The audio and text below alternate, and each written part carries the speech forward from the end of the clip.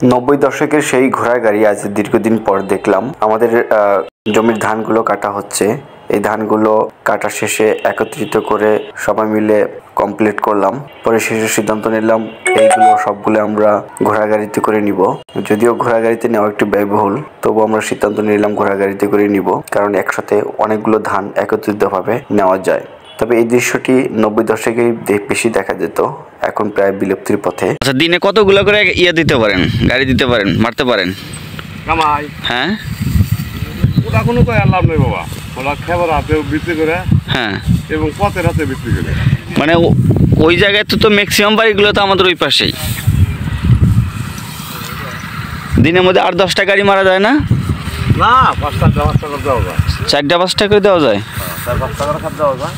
5-6টা করে দেওয়া যায়। 6টা করে দিলে পরে 3000 টাকা নাকি? আচ্ছা, 3000 টাকা যদি দিনে ইনকাম করে, তাহলে ঘোড়ারে খাওয়ান কি? খুদ ভুসি। খুদ ভুসি।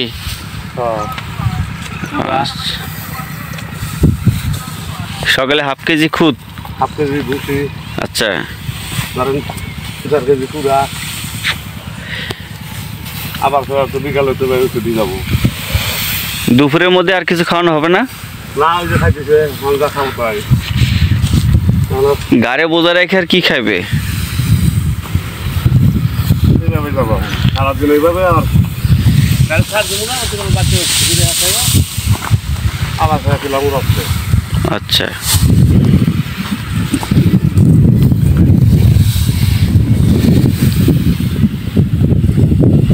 একসাথে কত কাটার ধান নেওয়া যায়?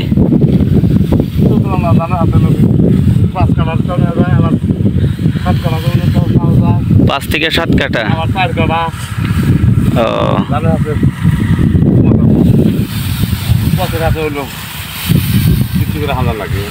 মানে রাস্তা যদি ভালো হয় তাহলে মোটামুটি 7 কাটার ধান একসাথে নেওয়া যায়। তাহলে মোটামুটি 1 বিঘার ধান নিতে আর কি 3 বার আসা লাগে, রাস্তা যদি ভালো হয়। 4টা গাড়ি হয়। মানে জোর জুলুম না করলে পরে 4টা গাড়ি নেওয়া যায়।